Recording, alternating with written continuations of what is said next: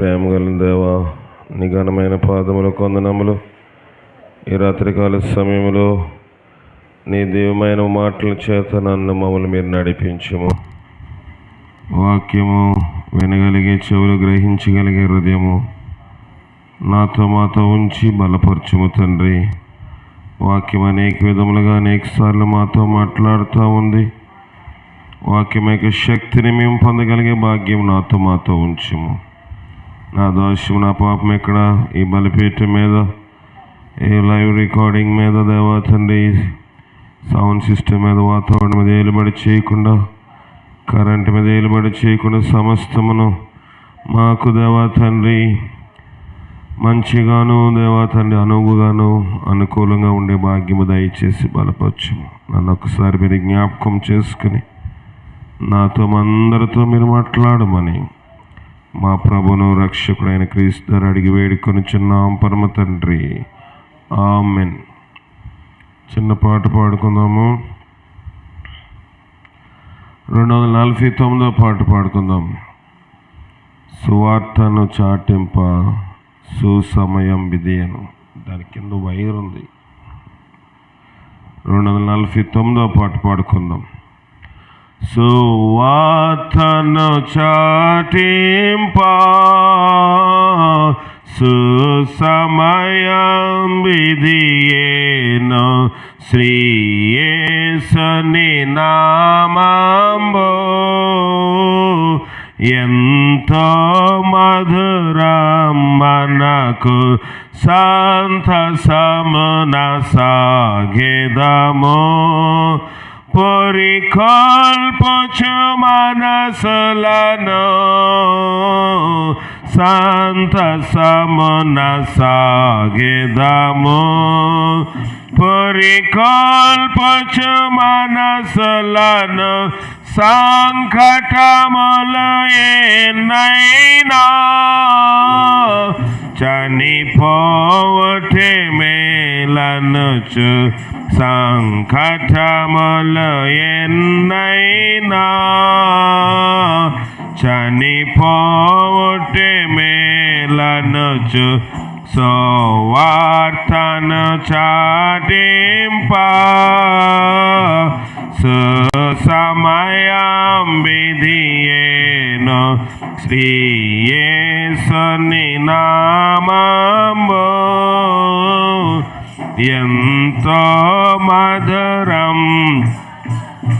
సిలువను మోయుచు భుజమున్ చేత సువార్తలబోని, సిలువను మోయుచు భుజముల్ చేత సువార్తలబోని, లోకమునకు చాటెదము. ప్రశాంతుండగయేసన్ లోకమునకు చాటెదము. ప్రశాంతుండగయేసన్ సువార్తను చాటింప సుసమయం విధియేను, శ్రీ యేసుని నామము ఎంతో మధురం. 5వ వచనం. చిరునగవులతో మేము చిందింతుము రక్తమును, చిరునగవులతో మేము చిందింతుము రక్తమును, హృదయములో ప్రకాశించు మనసానందం విధియే, హృదయములో ప్రకాశించు మనసానందం విధియే, సువార్తను చాటిం సమయం బిదియేను శ్రీ యేసుని నామంబు ఎంతో మధురం మనకు. దేవుని వాక్యం చూసుకుందాం. మీ అందరికీ ప్రభు నామంలో వందనములు. వాక్యం లైవ్లో వింటున్న సంఘస్థులకి ఇతరమైన వారికి ప్రత్యేకమైన వందనములు చెల్లిస్తూ ఉన్నాను. దేవుని వాక్యం చూసుకుందాం. కొంత సమయము వాక్య ధ్యానం చేద్దాము. దేవుని వాక్యంలో నుంచి కొన్ని మాటలు విందాం.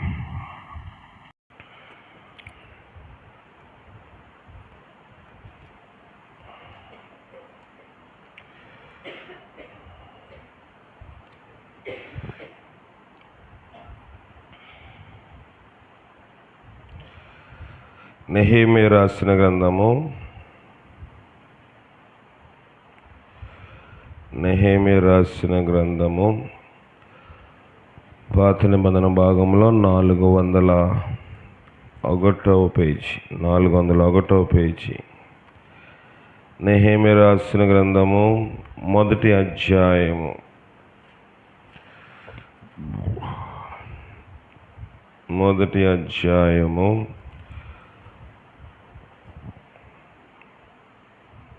మొదటి నుంచి చదువుదాం. హకల్య కుమారుడైన నెహెమీయా యొక్క చర్యలు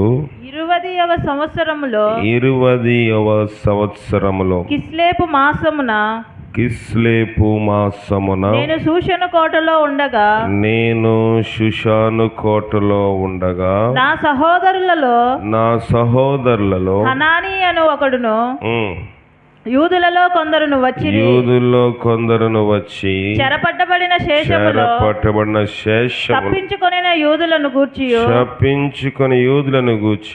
యెరూషలేమును గూర్చి నేను వారిని అడుగగా వారు చెరపట్టబడిన వారిలో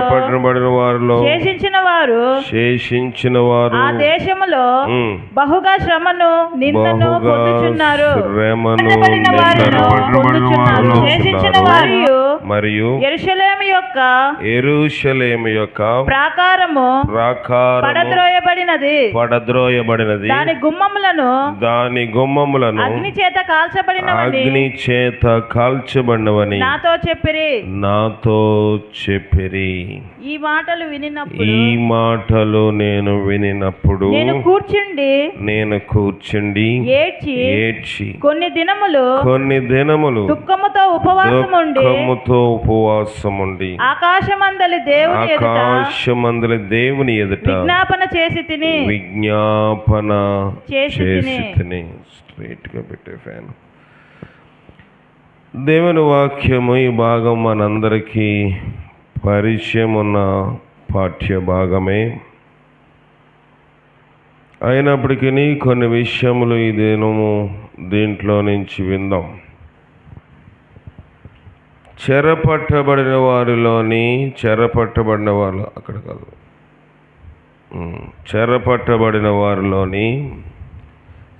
బాగానే వస్తుంది.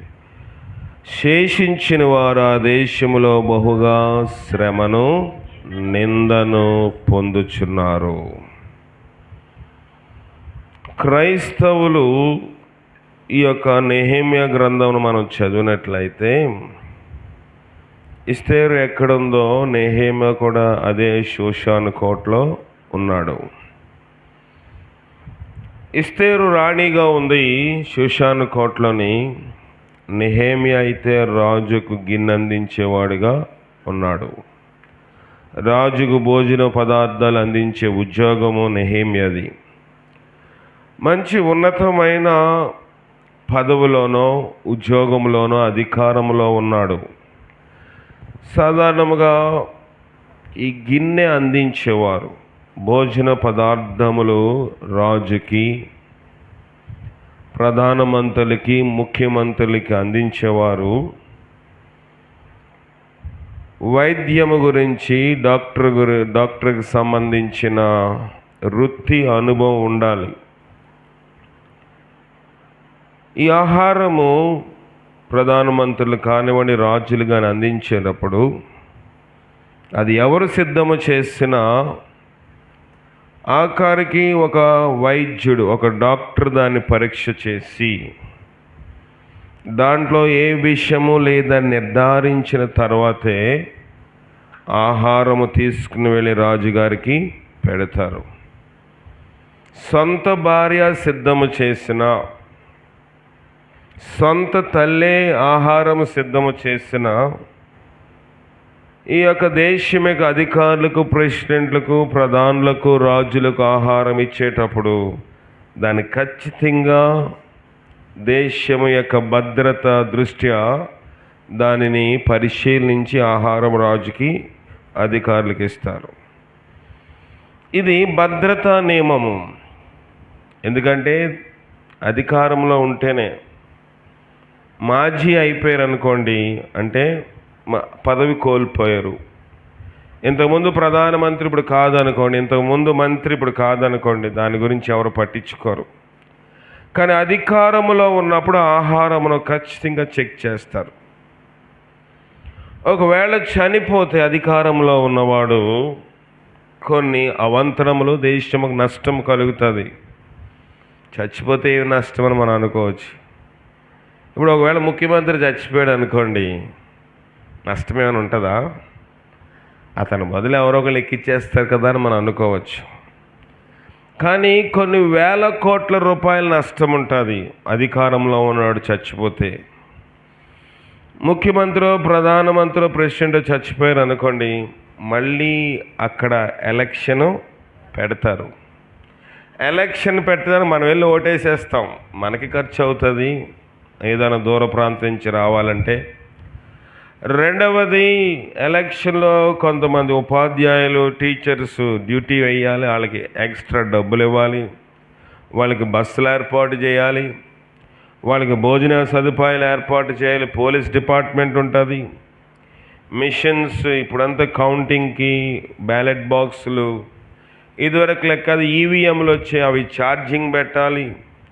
ఇదంతా ఒక ప్రక్రియగా జరుగుతుంది. ఎలక్షన్ అంటే మనకి ఏదో మనం వెళ్ళి ఓటేసాము, ముద్ర వేసారు మనకి అనుకుంటాం, కానీ ఎన్నో వేల కోట్ల రూపాయలు ఖర్చు అవుతుంది. కొన్నిసార్లు అధికారంలో ఉన్నవారు చచ్చిపోతే కొన్ని విద్వాంసములు, ఆ పార్టీ వాళ్ళు మా నాయకుడు చనిపోయాడని కొన్ని ఆస్తులు, ప్రభుత్వ ఆస్తులు, ప్రజా ఆస్తులు నష్టం చేసి అల్లకొలాలకు దారి తీస్తుంది కనుక అధికారులను కాయవలసిన బాధ్యత కింద అధికారుల మీద ఉంటుంది. నెహెమ్యా అలాంటి ఉద్యోగంలో ఉన్నాడు. షూషాను కోటలోని ఉద్యోగం అంటే సాధారణమైన విషయం కాదు. అక్కడ ఉద్యోగంలో ఉన్నప్పుడు ఒక చర్య, అతని యొక్క ప్రజల గురించి ఎంక్వైరీ చేయడం ప్రారంభించాడు. మనం సాధారణంగా అలా చేయం. మనం కొంచెం పైకి వెళ్ళిపోయాం అనుకోండి, కొంచెం అన్ని స్థితిగతులు బాగున్నాయనుకోండి, మన చుట్టూ వారిని మర్చిపోతాము, మన కోసం ప్రార్థన చేసేవారిని కూడా మర్చిపోతాము, మనం కష్టంలో ఉన్నప్పుడు సహాయం చేసేవారిని కూడా మర్చిపోతాం. ఇది మానవ నైజము, మానవుని యొక్క లక్షణము. కానీ నెహెమ్యా ఈ మంచి ఉద్యోగంలో ఉంటూ చెరపట్టబడిన వారిలో శేషించిన వారు ఆ దేశంలో బహుగా శ్రమను, నిందను పొందుచున్నారని విని, యెరూషలేము యొక్క ప్రాకారం పడద్రోయబడినదని, దాని గుమ్మంలో అగ్ని చేత కాల్చబడినవని నాతో చెప్పిరి. దేవుని బిడ్డలు శ్రమ పడుతున్నారంట. రెండు, ఏం పడుతున్నారు? నింద. బహుగా శ్రమను, నిందను పొందుచున్నారు. ఇవి కాక యెరూషలేము అనగా దేవుని మందిరం ఉన్న స్థలము యొక్క ప్రకారము అగ్ని చేత కాలిపోయింది. ప్రకారం పడదైపోయింది, దాని గుమ్మములు అగ్ని చేత కాలిపోయాయి. ఈ వార్త విన్నప్పుడు నెహెమ్యా కూర్చుండి ఏడ్చి కొన్ని దుఃఖములతో ఉపవాసం ఉండి ఆకాశమందలి దేవునికి విజ్ఞాపన చేసి తిని. కొన్ని దినములు ఆహారం మీద దృష్టి లేదు, ప్రాకారములు పడిపోయాయి. ఆత్మీయ ప్రాకారము మనం పడిపోతే మనం పెద్దగా లెక్క చేయము. ఇది శరీర సంబంధం అని మనం అనుకోవచ్చు. కాదు, దేవుని యొక్క బిడ్డలు విడవబడినారని విన్నప్పుడు, దేవుని యొక్క బిడ్డలు శ్రమ పడుతున్నారు, నిందను అనుభవిస్తున్నారని విన్నప్పుడు నెహెమ్యాకి అన్నపానముల మీద దృష్టి లేదు. నిద్ర ఆహారాలు మానేసి ఎన్ని దినములు అనేది అక్కడ రాయబడలేదు, కానీ కొన్ని దినములు ఉపవాసం ఉండి ఏడ్చి. చూడండి, మన ఆత్మీయ స్థితి ఏదో ఒక మందిరం గురించి ఏడమనో నేను చెప్పటం లేదు, కానీ ఆత్మీయంగా మన స్థితి కాలిపోతూ ఉన్నప్పుడు, ఆత్మీయంగా మన స్థితిగతులు దిగజారిపోతున్నప్పుడు మనకి ఏడ్పు ఉందా? ఆర్థిక సమస్యలుంటే బాధపడతాం, బిడ్డలు మన మాట వినకపోతే బాధపడతాం, భర్త లేదా భార్య ఒకరి ఎడల ఒకరి ప్రేమ మనకి ఇవ్వకపోతే బాధపడతాం, ఒకవేళ బిడ్డలు ఎదిగి పెద్దవారై వివాహమైన తర్వాత వాళ్ళు మన మాట వినకుండా, ఒకవేళ కొడుకున్నాడు అనుకోండి, కొడుకు వివాహమైన తర్వాత మన మాట వినకపోయి కోడల మాటే వింటూ ఉంటే ఆ ఇంట్లో తల్లిదండ్రులు బాధపడతారు.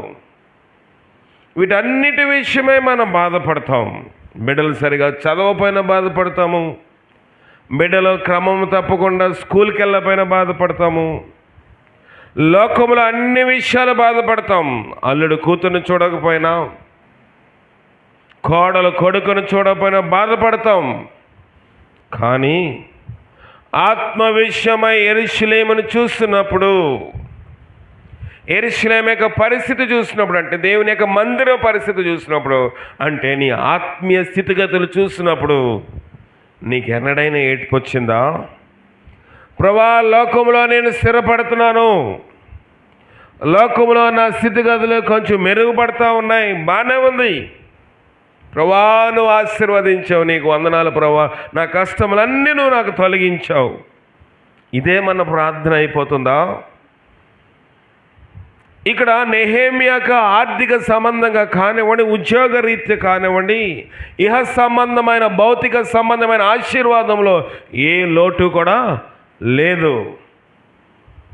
ఆర్థికంగా స్థిరపడినవాడు, భౌతికంగా స్థిరపడినవాడు, ఉద్యోగములో మంచి ఉన్నతమైన స్థాయిలో ఉన్నవాడు, కష్టమంటే దుఃఖమంటే బాధ అంటే తెలియకుండా బ్రతికేస్తున్నవాడు, కోటలో ఉన్నవాడికి యెరూషలేము యొక్క ప్రాకారముల గుమ్మముల గురించి విన్నప్పుడు కొన్ని దినములు ఉపవాసం ఉండి ఏడ్చి దుఃఖముతో ప్రార్థన చేస్తున్నాడు. ఏది మన ప్రార్థన స్థితి? ప్రభా, నేను ప్రార్థన చేయాలి. మనం అనుకోవచ్చు ఈ మందిరం గురించి నేను ప్రార్థన చేయమని, మీకు చెప్పటం లేదు.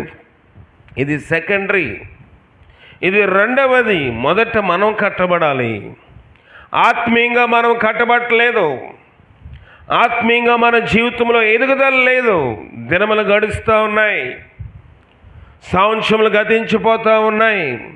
మనుషుల్లో ప్రేమ తగ్గిపోయింది, మనుషుల్లో ప్రార్థనాశలు తగ్గిపోయాయి, దేవుని ఎడల భయభక్తులు తగ్గిపోయాయి, ప్రార్థన అంటే నిర్లక్ష్యం మనకు వచ్చేసింది.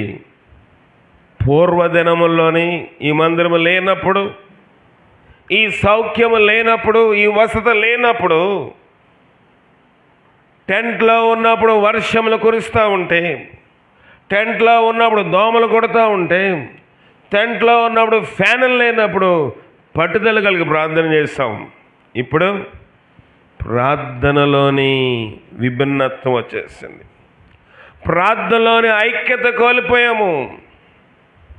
ఒకరి ఎడల ఒకరు ప్రేమ, ఐక్యత, సమాధానం కోల్పోయామంటే ప్రాకారము కూలిపోయింది, గుమ్మములు అగ్ని చేత కాలిపోయాయి.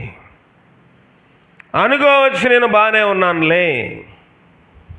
మనము చూసేది భౌతిక సంబంధమైన పరిస్థితి వరకే, మనము చూసేది భౌతిక సంబంధమైన ఆశీర్వాదం వరకే. దాన్ని చూడొద్దని నేను చెప్పడం లేదు. అయ్యో మీరు నిత్యము కష్టపడండి, మీరు నిత్యము భౌతికంగా ఇహ సంబంధంగా గృహములోని సమాజంలో ఇబ్బందితోనే బ్రతకమని నేను చెప్పటం లేదు. వాటిలో నుంచి బయటకు వస్తే అమ్మయ్య గట్టెక్కేసాం అనిపిస్తుంది. కానీ ఆత్మీయ స్థితిలో గట్టు మీద ఉన్నామా, ఒడ్డు మీద ఉన్నామా, నీటిలో మునిగిపోయి ప్రాణాపాయ స్థితిలో ఉన్నామేమో. నెహెమ్యాకి నిద్ర పట్టడం లేదు. అట్లుండగా ఈ మాటలు విన్నప్పుడు నేను కూర్చుని ఏడ్చుకుని దినముల దుఃఖముతో ఉపవాసం ఉండి ఆకాశమందుల దేవుని ఎదుట విజ్ఞాపన చేసి తిని. ఏది ప్రార్థన జీవితము? మనకి నిస్సారమైన పరిస్థితి కనబడుతూ ఉంది. అయ్యో ప్రార్థన శక్తి మనలో కనబడటం లేదు. ప్రార్థన చేసేటప్పుడు తడుముకునే పరిస్థితి కనబడుతుంది. అంటే ప్రార్థన ధారాళత పోయింది. ప్రార్థన పట్టుకుంటే ఒక 20 నిమిషాలు అరగంట కొనసాగే ప్రార్థన 5 నిమిషములు చేయడానికి తడుముకుంటున్నామంటే ప్రార్థనలోని శక్తి పోయింది. దేని మీద కేంద్రీకరిస్తున్నాము? వాళ్ళు ఎలాగున్నారు, వీళ్ళు ఎలాగున్నారు, వాళ్ళకి బిడ్డలున్నారా, వీళ్ళకి బిడ్డలున్నారా, వాళ్ళు ఏ కొంపలో దూరారు, ఏ గుడిసెలోకి దూరారు, వాళ్ళు ఈ దినమంది ఎక్కడ నిలబడ్డారు, ఏ చీర కట్టుకున్నారు, ఏ బట్టలు వేసుకున్నారు, ఏమి తిన్నారు, ఇతరుల గురించి మనము ఏం చేస్తూ ఉన్నాము? విచారణ, ఎంక్వైరీ చేస్తున్నాం. చెత్తది. దానివల్ల ₹10 లాభం వస్తుందా? భౌతిక సంబంధంగా ₹10 లాభం సరిరాదు కదా. దాని గురించి మనం ఆలోచన పెట్టుకుని కొన్నిసార్లు మన శరీరములో బలహీనత కూడా తెచ్చుకుంటాం. ప్రయోజనం లేని వాటి కోసమే మన యొక్క దినములోని చేసే పనంతా దాని మీదే కేంద్రీకరిస్తాం. ప్రభా నా పరిస్థితి ఇలాగుంది, నేను పట్టుమని ఒక అరగంట సేపు నిలిచి అందులో ప్రార్థించలేకపోతా ఉన్నాను. ఇది వాళ్ళ ఒక దైవజనుడు వాక్యం చెప్తా ఉన్నాడు, పాటలు పాడినా సైతానికి ఏం భయం ఉండదంట. వాక్యము చెప్పినా సైతానికి భయము ఉండదంట. కానీ మోకరించి ప్రార్థన చేసేవాడిని చూసినప్పుడు సైతాను భయపడతాడంట. ఉందా? ప్రార్థించే మోకాళ్ళు, దేవుని సన్నిధిలో ప్రార్థించే పెదవులు, దేవుని సన్నిధిలో కనిపెట్టే నీ శరీరము నీకుందా? లేదు. పాటలు పాడడానికి ఇష్టపడతాం, వద్దని నేను చెప్పటం లేదు. పాటల ద్వారా ఆయన మహిమ ఇవ్వాలి. వాక్యము వినటం వల్ల, లేకపోతే వాక్యము చదవటం వల్ల, వాక్యం బోధించటం వల్ల అనేక మందిని కష్టంలో, ఇబ్బందుల్లో, ఇరుకులోని, నష్టంలోని ఆత్మీయంగా దిగజారిపోతున్న బయటికి తీసుకొస్తాం, పర్లేదు. కానీ సైతాను వడికించేది ఒకటే, మోకాళ్ళు ప్రార్థన. నెహెమ్యా వెళ్ళి బైబిల్ చదువుకోవడం ప్రారంభించలేదు, పాటలు పాడడం ప్రారంభించలేదు. కొన్ని దినముల ఉపవాసం ఉండి విజ్ఞాపన చేస్తున్నాడు. ఉందా మనకి ప్రార్థన? కొన్నిసార్లు మనం మోకాళ్ళు వేయలేకపోవచ్చు. కొన్నిసార్లు మన శరీర బలహీనత వల్ల మోకరించే ప్రార్థన చేయాలని నేను ఖచ్చితంగా చెప్పటం లేదు. కానీ మనము దేవుని సన్నిధిలో కనిపెట్టగలుగుతున్నామా? ఏది ప్రార్థన? ఏది దేవునికి ఇవ్వాల్సిన సమయం ఇవ్వలేకపోతా ఉన్నాము.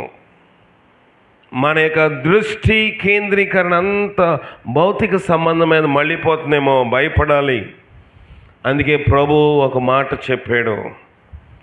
ప్రభు ఒక డౌట్, ప్రభు ఒక సందేహమును వ్యక్తపరిచాడు. ఏంటి అంటే, నేను మళ్ళా భూమి మీదకు వచ్చినప్పుడు భూమి మీద విశ్వాసులను కనుగొనగలనా? నేను మళ్ళీ వస్తాను భూమి మీదకి, అప్పుడు భూమి మీద ఒక్క విశ్వాసనైనా నేను చూడగలనా? విశ్వాసము నేను కనుగొనగలనా? మనం అనుకోవచ్చు, దేవుని వాక్యం సెలవిస్తుంది, మీలోని అక్రమ విస్తరించుడి చేత అనేకులు ప్రేమ ఏమైపోయింది? చల్లారిపోయింది.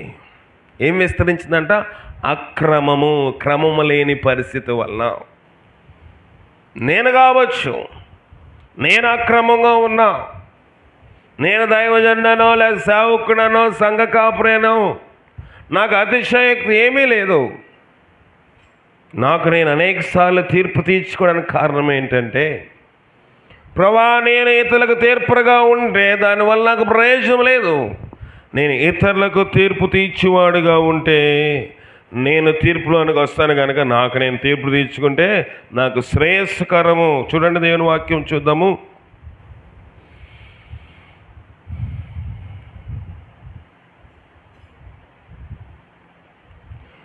దేవుని వాక్యంలో నుంచి రోమీలు రాసిన పత్రిక 14వ అధ్యాయం 22వ వచనము. 14:22 రోమీలు రాసిన పత్రిక 14వ అధ్యాయం 22వ వచనము. నీకున్న విశ్వాసము దేవుని ఎదుట నీ మట్టుకు నీవే ఎంచుకొనుము. తాను సమ్మతించిన విషయములో తానకు తానే తీర్పు తీర్చుకొనివాడు ఎవరు ధన్యులంట? తానుకు తాను తీర్పు తీర్చుకొనివాడు ధన్యుడు. నేను తీర్పు తీసుకుని నేను ధన్యుని అవుతాను. నేను ఇతరులకు తీర్పు ధరిస్తే నేను శాపగ్రస్తుని అవుతాను. ఇతరులకు జడ్జి చేయడం వల్ల మీరు తీర్పు తీర్చకుడి, మీకును తీర్పు తీర్చబడును అని బైబిల్ స్పష్టంగా చెప్తుంది కనుక తనకు తానే తీర్పు తీర్చుకునేవాడు ధన్యుడు. ప్రభా నేను ధన్యతలో ఉండాలంటే, ప్రభా నేను నీ యొక్క శక్తిని పొందాలంటే, నీ ప్రేమను పొందాలంటే, నీ అతిశయం నేను పొందాలంటే, నేను పరలోకం చేరాలంటే, నేను ఇతరులకు తీర్పు తీర్చడం కంటే నాకు నేను తీర్పు తీర్చుకుంటే నేను ధన్యతలోనికి వెళ్ళగలను. నెహెమ్యా దుఃఖపడి ఏడుస్తూ ఉన్నాడు. తర్వాత చదవండి, మైక్ ఆన్ చేయమ్మా. 5వ వచనము పాఠంలోకి వచ్చాను. ఎట్లనగా ఆకాశమందున్న దేవ యెహోవా భయంకరుడైన గొప్ప దేవ నిన్ను ప్రేమించి నీ ఆజ్ఞలను అనుసరించి నడుచువారిని కటాక్షించి వారితో నిబంధనను స్థిరపరచువాడా. నీ చెవియొగ్గి నీ నేత్రములు తెరిచి నీ సన్నిధిని దివారాత్రము నీ దాసులైన ఇజ్రాయేలు పక్షముగా నేను చేయి ప్రార్థన అంగీకరించుము. నీకు విరోధముగా పాపము చేసిన ఇజ్రాయేలు కుమారుల దోషమును నేను ఒప్పుకొనుచున్నాను. నెహెమ్యా ప్రార్థన చేస్తా ఉన్నాడు, ప్రవక్తలను గుర్తు చేసుకుంటా ఉన్నాడు, మోషేను గుర్తు చేసుకుంటా ఉన్నాడు. అనేకమైన మనం చూస్తూ ఉంటాము. అయితే ప్రార్థన అంతా ముగించుకుని 2వ అధ్యాయం 1వ వచనం చదవండి. 2వ అధ్యాయం 1వ వచనం. అటు తర్వాత అర్తహస్తరాజు ఏలుబడి కాలమున 20వ సంవత్సరములో 20వ సంవత్సరములో నీసాను మాసమందు రాజు ద్రాక్షారసము తాగవలనని చూచుచుండగా నేను ద్రాక్షారసము తీసుకొని రాజునకు అందించి తిని అంతకు పూర్వము నేనెన్నడను అతని ఎదుట విచారముగా ఉండలేదు. సరిపోతుంది. రాజుగారు దగ్గర నెహెమ్యా ద్రాక్షారసం తాగాలి, నెహెమ్యా ద్రాక్షారసం అందించాలి రాజుగారికి. కనుక ద్రాక్షారసము సిద్ధము చేసి నిసాను మాసమందు రాజు కోరిక కలిగితే దాన్ని సిద్ధము చేసుకుని ఎవరు లేరు, నెహెమ్యా రాజు దగ్గరికి వెళ్ళి నిలబడ్డాడు. ఎలా నిలబడ్డాడంటే విచారంగా నిలబడ్డాడు.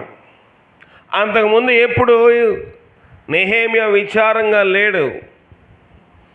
మనకు సెలవు కావాలనుకోండి, అధికారి దగ్గరకో సూపర్వైజర్ దగ్గరికి వెళ్ళి ఎలా నిలబడతాం? విచారంగా నిలబడితే ఏమైందమ్మా అలాగున్నావంటే ఏం చెప్పనండి, చెప్తే మాత్రం మీరు సెలవిస్తారా కదా? మీరు ఇప్పటికే సెలవు పెట్టొద్దు అంటున్నారు. అందుకే నేను చూడండి వీళ్ళు చనిపోయారు, అయినా నేను డ్యూటీకి వచ్చేసాను. ఈ దినం చూడండి మా వాళ్ళందరూ అక్కడ ఉంటే నేను డ్యూటీకి వచ్చేసాను అని చెప్తే ఏమైందమ్మా, మాకు దగ్గర బంధువు అండి చనిపోయారండి, మరి చెప్పొచ్చు కదా, మొన్న సెలవు పడితేనే సెలవు ఇవ్వలేదు మీరు అని ముఖం విచారంగా పెడితే అధికారులు కనికరించో కొంచెం దయ చూపో సెలవు ఇస్తారు. ఇక్కడ నెహెమ్యా విచారంగా ఉన్నది, తన దేశ ప్రజలు పాడైపోయారని, దేవుని యొక్క మందిరము చెడిపోయిందని విచారంగా ఉన్నప్పుడు రాజు అడిగాడు 2వ వచనంలో, కాగా రాజు నీకు వ్యాధి లేదు కదా, నీ ముఖము విచారముగా ఉన్నదేమి, నీ హృదయ దుఃఖము చేతనే అది కలిగినదని నాతో అనగా, నేను మిగుల భయపడి నేనేమి అడగలేదు రాజు దగ్గర, దుఃఖంగా ఉన్నాను. రాజు అన్నాడు, నీకు జబ్బేం లేదు కదా, నీకు వ్యాధి ఏమీ లేదు కదా, బలహీనత ఏమీ లేదు కదా, నీ ముఖము ఎందుకు విచారముగా ఉన్నది? నీ ముఖ విచారము నీకు తలపోటొచ్చు కాదు, నీ ముఖ విచారం నీకు నడుము నొప్పో కడుపు నొప్పో వచ్చు కాదు, నీకు జ్వరం వచ్చో కాదు, నీకు జలుబు చేసి రొంప చేసో ఇతరమైన వ్యాధి వల్ల కాళ్ళ తిమ్మిరి వల్ల కాదు, ఎందుకు విచారంగా ఉన్నావు అని అడగగా, నేను మిగిలి భయపడి రాజు చిరంజీవి అగనుగాక నా పితల సమాధులుండి పట్నం పాడైపోయి దాని గుమ్మములు అగ్ని చేత కాల్చబడి ఉండగా నాకు దుఃఖము లేకపోవునని రాజుతో అంటిని. భయపడ్డాడు. ఎందుకంటే ఆ రోజుల్లోని ఎవడరా నువ్వు, నీ ఇలాంటి మొక్క వయసు నా దగ్గరికి ఎందుకు వచ్చావు అని రాజులు తిరగబడే రోజులు ఆ రోజులు. ఇప్పుడంటే ప్రతిదానికి కోర్టుకి స్టేషన్కి పోతున్నారు, చిన్నదానికి పెద్దానికి. ఆ దినంలో రాజు ఒక విప్ అంటే ఏంటి, కొరడా తీసుకుని ఈప్ మీద ఒకటి సరిస్తే వెళ్ళిపోవడమే, ఇంకెవరికి చెప్పుకోవడానికి కూడా ఉండేది కాదు. ఎక్కడైనా వెళ్ళి రాజుగారు కొట్టారని చెప్తే ఆ విన్నవాడు కూడా దెబ్బలు పడాయి. కనుక నెహెమ్యా భయపడ్డాడు, ఏంట్రా బాబు ఈ ముఖంతో ఇలాగ వెళ్ళాను, రాజు ఉద్యోగం తీసేయవచ్చు, అది సెకండరీ, అది రెండవది. కానీ ఏమని అంటాడేమో, ఇలాంటి ముఖం వేసుకుని నా దగ్గరికి ఎందుకు వచ్చావు, రాజు దగ్గరికి ముఖమును ఎలాగున్నా సంతోషంగా ఉండాలి కదా. సాధారణంగా స్టార్ హోటల్స్లో రెస్టారెంట్స్లో పనిచేసే వాళ్ళకి అర్థమవుతుంది, లోపల ఎంత కష్టమున్నా బాధ ఉన్నా ఒక వ్యక్తి భోజనం చేయడానికో లేదా బిర్యానీ తినడానికో కాఫీ తాగడానికో లేకపోతే టిఫిన్ చేయడానికో వస్తే వాళ్ళని ఎలా పలకరించాలి, చిరునవ్వుతో పలకరించాలి. నమస్కారం అండి, లేకపోతే గుడ్ మార్నింగ్ అండి, గుడ్ ఆఫ్టర్నూన్ అండి, గుడ్ ఈవినింగ్ అని చెప్పి పలకరించి ఎంతమంది వచ్చారని అడిగి వాళ్ళకి సరిపోయే సీటింగ్ వాళ్ళకు చూపించి వాళ్ళ ముందు ఏం తినాలో మా హోటల్లో ఇది దొరుకుతుందని మెనూ కార్డు వాళ్ళ ముందు పెడతారు. ఒక హోటల్కి వచ్చిన అతిథి దగ్గర, ఒక రెస్టారెంట్కి వచ్చిన మనుష్యులకు ఆతిథ్యం ఇవ్వడానికి ఆ హోటల్ సిబ్బంది, ఆ రెస్టారెంట్లో ఉన్న సిబ్బంది చిరునవ్వుతో వాళ్ళు పలకరించాలి. అలా పలకరిస్తేనే వాడు వెళ్ళేటప్పుడు సంతోషంగా వెళ్తాడు.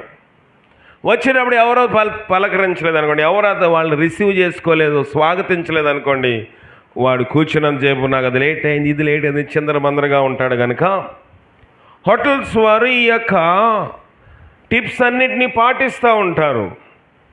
హోటల్లోకి వచ్చిన ఒక అతిథికే హోటల్ సిబ్బంది అంత ప్రాముఖ్యత ఇస్తే, రాజు దగ్గరికి వెళ్ళడానికి షుషాను కోటలో ఉన్న ఈ గొప్ప రాజు దగ్గరికి నెహెమ్యా వెళ్ళవలసి వచ్చినప్పుడు నెహెమ్యా తాను విచారంగా వెళ్ళాడన్న సంగతి కూడా మర్చిపోయాడు. రాజు దగ్గరికి ఎప్పుడైనా సంతోషంగా, రాజు చిరంజీవి అగునుగాక, రాజుగారు ఎలాగున్నారు, తీసుకొచ్చాను, తాగుతారా, ఎంత ఇమ్మంటారు, ఎంత మోతాదులు ఇవ్వాలని అడిగి ఆ నెహెమ్యాకి ఎలాంటి బలహీనత అనారోగ్యం ఉన్నప్పటికీ సంతోషంగా మాట్లాడాలి. కానీ రాజు దగ్గరికి వెళ్ళినప్పుడు తాను విచారంగా ఉన్నానన్న సంగతి కూడా నెహెమ్యా మైమరిచిపోయి వెళ్ళిపోయాడు. ఎందుకంటే రాజు దగ్గరికి వెళ్తున్నానన్న సంగతి పక్కన పెడితే అతనుకున్న ఆసక్తి ఏంటంటే తన మందిరము, తన దేవాలయము, తన పితరులున్న స్థలము, తన పితరుల సమాధులున్న స్థలము, ఆ పరిశుద్ధ స్థలం ఏమైపోయిందంట, పాడైపోయింది. రాజు అడగనే అడిగాడు సమాధానము, దాని అంతటా అది ఒకదాని తర్వాత ఒకదాని హృదయంలో దుఃఖమంతా బయటికి నెహెమ్యా రాజు ముందు కక్కేశాడు. కక్కేసిన తర్వాత రాజు ఏమన్నాడు, 4వ వచనము, అప్పుడు రాజు ఏమి కావలసి నీవు మనవి చేయుచున్నావు అడగగా నేను ఆకాశమందలి దేవునికి ప్రార్థన చేసి. ఈ విషయం ఎప్పుడైనా గ్రహించారో లేదో తెలియదు కానీ నెహెమ్యా ప్రార్థన చేస్తున్నాడు. ఎవరు ముందును పెట్టుకొని? అసలు కుదురుతుందంటారా? రాజుగారు అడుగుతూ ఉంటే, రాజుగారు నేను ప్రార్థన చేసుకొని చెప్తానంటే కుదురుతుందా? ఊరుకుంటాడా? అరే నేను అడుగుతున్నాను, నువ్వేంటి దేవుడు అంటున్నావు? నీ దేవుడి సంగతి నాకు అనవసరం, నువ్వు ఎందుకోసం అడుగుతున్నావంటే, రాజు అడిగిన వెంటనే నెహెమ్యా ఏం చేశాడంట, ప్రార్థన చేశాడు. మనకులేక ముసుకేసుకునో మోకాళ్ళేసో ప్రార్థన చేయలేదు. అప్పటికే కొన్ని దినములు ఉపవాసం ఉండి ప్రార్థన చేశాడు కనుక, కొన్ని దినములు దేవునితో సంభాషణ కలిగి ఉన్నాడు కనుక నెహెమ్యా చేసిన ప్రార్థన బహు స్వల్పమైంది. ప్రభువా నీవే చూసుకో, అంతే. ఒక విజ్ఞాపన ప్రార్థన చేసుకుని, ప్రభువా రాజు అడుగుతున్నాడు, నువ్వే చూసుకో. మనము ఏదైనా ఒక విషయంలోని అందరి మధ్యన మాట్లాడవలసి వచ్చినప్పుడు ముందు ఏం చేస్తాం, అందరం కలిసి మాట్లాడుకుని ఇంట్లోనో లేకపోతే అందరూ వేరే దగ్గర మాట్లాడుకొని, ఇగో వాళ్ళు పిలుస్తున్నారు పంచాయతీలోకి మనల్ని, ఇదిగో మనలను ఈ తగువ కోసము మధ్యలోకి పిలుస్తున్నారు కనుక ఏమేం మాట్లాడాలో అందరం ఏం చేస్తాము, చర్చించుకుంటాం. చర్చించుకున్న తర్వాత ఆ రచ్చబండ దగ్గరకో రావి చెట్టు దగ్గరకో పంచాయతీలోకి వెళ్ళిన తర్వాత వాళ్ళు అడిగారు అనుకోండి, మనం ఏం చేస్తాము, ఆగండి పక్కెళ్ళి మేము మాట్లాడుకొని చెప్తామంటామా? కన్ను సైకి చేస్తాం. అడుగుతున్నారు కదా చెప్పే అంటే ఆడేం చేస్తాడు, చెప్పేస్తాడు. కన్ను సైకితోటి అక్కడ అడుగుచున్న గ్రామ పెద్దలకు అధికారులకు సమాధానం చెప్పేస్తాడు.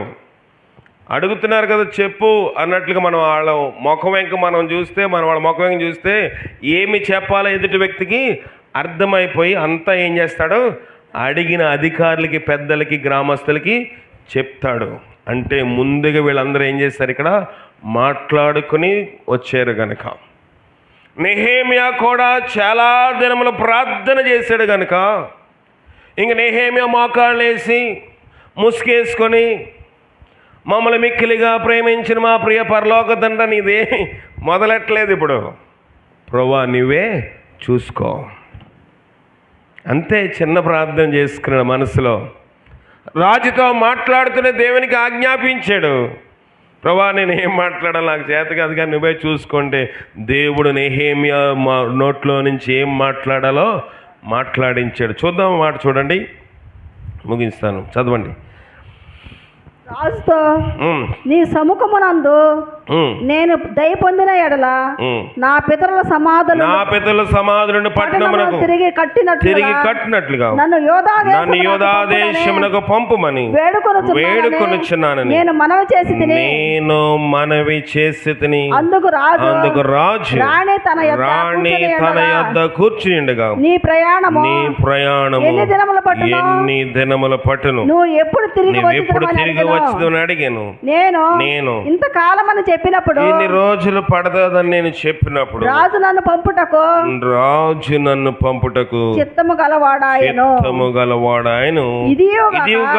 రాజుతో నేనట్లంటిని రాజుకు అనుకూలమైతే యోధాదేశము నేను చేరు వరకు నన్ను దాటించినట్లుగా నది అవతలున్న అధికారులకు తాకీదులను పట్టణ ప్రాకారమును మందిరముతో మందిరముతో సంబంధించిన కోట గుమ్మములకును కోట గుమ్మంలో నేను నేను ప్రవేశింపబోవు ఇంటికిని దూలములో మ్రానులు ఇచ్చినట్లుగా రాజుగారి అడవులను కాయు ఆసాపునకు ఒక తాకీదివ్వమని అడిగితిని. అలాగ నాకు తోడుగా ఉండి నాకు కృప చూపుచున్న నా దేవుని కరుణాహస్తముల కొలది నా మనవి ఆలకించెను. రాజు నా మనవి ఆలకించెను. సరిపోతుంది. ఇప్పుడు రాజుని ఏమేమి అడగాల అన్నీ అడిగాడు. ముందు సెలవు అడిగాడు. పక్కన ఎవరున్నారంట? సెలవు అడిగినప్పుడు రాణి కూర్చుని ఉంది. రాణి సింహాసనం మీద కూర్చుని ఉండగా రాజుగారు అడిగారు, నీకు ఎన్ని దినముల సెలవు కావాలి అని. ఎందుకు ఆ మాట బైబిల్లో రాశారు చెప్పండి? రాణి సింహాసనం మీద ఉన్నప్పుడు రాజుగారు ఏం చేశారు? నెహేమియాకి సెలవు లీవ్ శాంక్షన్ చేశాడు. అంటే రాణిగారికి ఇప్పుడు తెలియాలి, ఆల్టర్నేటివ్ అంటే ప్రత్యామ్నాయముగా రాజు తినవలసిన ఆహార పదార్థాలు ఎవరు వండాలి? ఇప్పుడు రాణి వండాలి. ఇంట్లో పని మనిషి మానేసింది అనుకోండి, బట్టలు అంట్లు వంట ఎవరు చేయాలి? భార్య చేయాలి కదా. ఇప్పుడు ఇంట్లోని వంట చేసేవాడు, గిన్నె అందించేవాడు, ద్రాక్షారసం అందించేవాడు ఇన్ని దినములు ఎక్కడికి వెళ్ళిపోతున్నాడు? తన దేశము సెలవు మీద వెళ్తున్నప్పుడు రాణి ప్రత్యామ్నాయంగా అన్నీ చూడాలని రాణి సమక్షంలోనే నెహేమియాకి సెలవు శాంక్షన్ చేస్తూ ఉన్నాడు రాజు. కనుక రాజు కూడా కొంచెము జ్ఞానవంతుడే. ఇంక మళ్ళీ రాణికి చెప్పవలసిన అవసరం లేదు. నెహేమియా సెలవు అంటున్నాడంటే నువ్వు డ్యూటీ ఎక్కాలి కదా. కొన్నిసార్లు సెలవులు మన అధికారులు ఇచ్చినప్పుడు కూడా, అయ్యా ఈయన రేపు సెలవు, వీళ్ళు రేపు సెలవు, వీళ్ళు రేపు సెలవు, ఎవరెవరు ఉన్నారు? మేము నలుగురే ఉన్నామండి, ఇప్పుడు మీరు చెప్పండి మీరు ఏ డ్యూటీకి వస్తారు అంటారు. అంటే దాన్ని బట్టి మనకు అర్థమైపోలే ప్రత్యామ్నాయంగా మనమే ఆ పని చెయ్యాలి అని. రాణికి అర్థం అవ్వాలి కనుక రాజు అడిగాడు. రాజు ఏం చేశాడు? శాంక్షన్ చేసేసాడు. ఇప్పుడు అందరితో వెళ్ళిపోతాను అనలేదు, నేను వెళ్తాను, నా మందిరమును కావాల్సిన దూలములు కావాలి, నేను ఆ నది దాటాలంటే అక్కడ అధికారులకు తాకీదులు ఇవ్వాలి, నాకు గేట్ పాస్ కావాలి. గేట్ పాస్ లేకపోతే అలౌ చేయరు. ఎందుకంటే ఈ సుషాన్ కోటలో ఇతను ఒక ఉద్యోగస్తుడు, పెద్ద ఆయన. ఈ కలప, దొంగలు, కొయ్యలు అన్నీ పట్టుకుని వెళ్తూ ఉంటే వీడేదో స్మగ్లింగ్ చేస్తాడు కనుక అక్కడున్న అడవికి సంబంధించిన అధికారులకు, ఫారెస్ట్ డిపార్ట్మెంట్కి కూడా ఏం చేయాలి? తాకీదులు రాసిమ్మని అన్నీ అడిగితే రాజు టక అన్ని లెటర్లు రాయించి, పర్మిషన్ రాయించి, గేట్ పాస్ ఇచ్చి, స్టాంప్ వేసి ఏం చేశాడంట? 9వ వచనం, తరువాత నేను నది అవతల అధికారుల దగ్గరకు వచ్చి వారిని రాజు యొక్క తాకీదులను అప్పగించి తిని, రాజు నాతో కూడా సేనాధిపతులను, గుర్రపు రౌతులను పంపించెను. ఏంటి దీనికి అంత కారణము? నెహేమియా గొప్పతనమా? నెహేమియా ఉద్యోగస్తుడు గనుక, నెహేమియా రాజుకి మంచిగా తృప్తిపరిచే ద్రాక్షారసం ఇస్తున్నాడు కనుక? కానే కాదు, అనేక దినములు దుఃఖపడి కూర్చుండి ఉపవాసముండి విజ్ఞాపన చేసాడు కాబట్టి. మన ప్రార్థనలో ఆ శక్తి ఉంటుంది, ప్రార్థనలో ఆ బలం ఉంటుంది, ప్రార్థనలో జయం చూడగలము. నువ్వు ఎన్ని దినములు దేవుని సన్నిధికి వచ్చినా అది కాదు, కానీ నువ్వు ఎంతసేపు ప్రార్థన చేస్తామని దేవుడు చూస్తాడు. ప్రార్థన వీరులుగా మనం తయారవ్వాలి. నెహేమియా దుఃఖముఖంతో వెళ్ళినప్పుడు కూడా రాజుగారు అడిగారు, ఏంటయ్యా నువ్వు ఎందుకు ఇలాగున్నావు? నెహేమియా హృదయంలో కొంత కలవరము, భయం వచ్చింది, కానీ ధైర్యముగా సమాధానము చెప్పగలిగాడు. బైబిల్లో భక్తుడు అన్నాడు, నీ భక్తి నీకు ధైర్యము పుట్టించదా?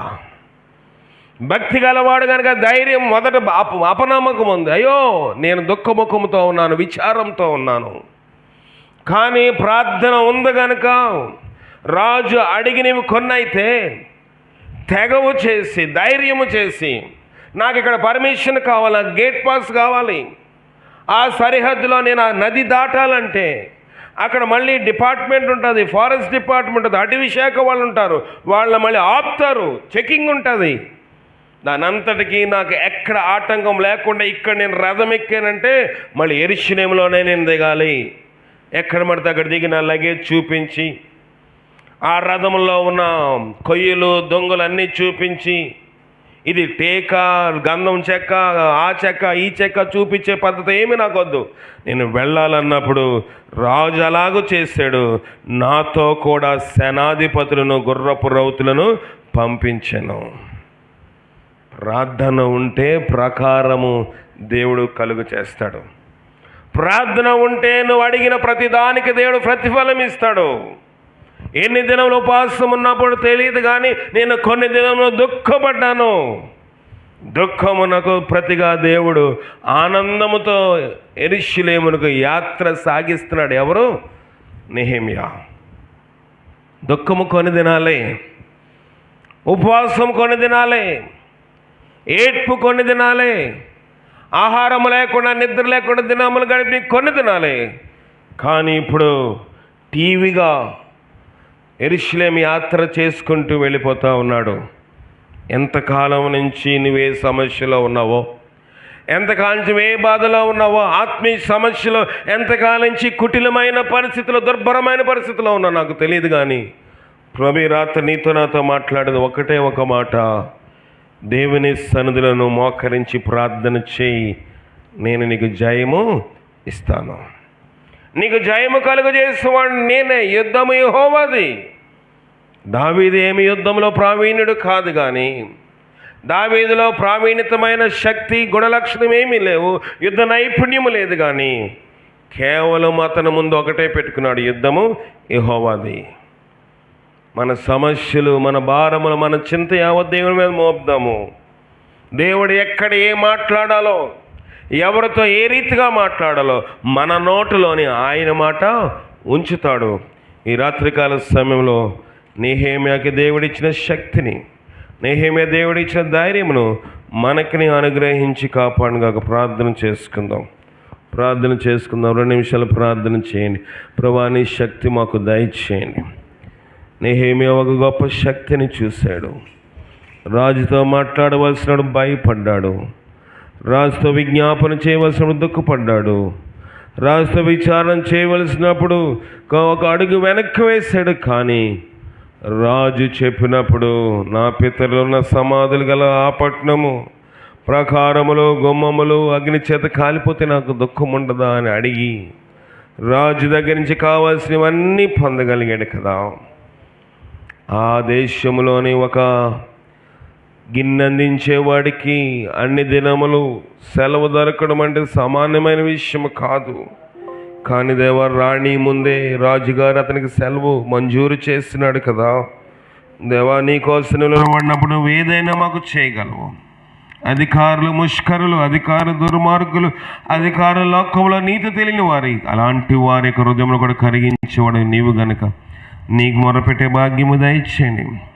రాజులు నమ్ముకుంటు కంటే యెహోవాను ఆశ్రయించడం మేలు అన్నావు, నరులు నమ్ముకుంటు కంటే యెహోవాను ఆశ్రయించడం మేలు అన్నావు. నెహెమ్యా నిన్ను ఆశ్రయించాడు, జయం చూశాడు. అలాంటి జయం మేము చూడగలిగే భాగ్యం మాకు మీరు దయచేయమని మా ప్రభువును రక్షకుడు అయిన క్రీస్తు అడిగి వేడుకొనిచున్నాం పరమ తండ్రి. ఆమేన్. మన పరమ తండ్రి అయిన దేవుని యొక్క ప్రేమ, కుమారుడైన యేసుక్రీస్తు వారికి కృప, పరిశుద్ధాత్మగా అన్యోన్య సహవాసము నెహెమ్యాకి ఇచ్చిన శక్తి చేత నన్ను మమ్మలను మనందరిని నడిపించి కాపాడను గాక. ఆమేన్. అందరికీ వందనాలు.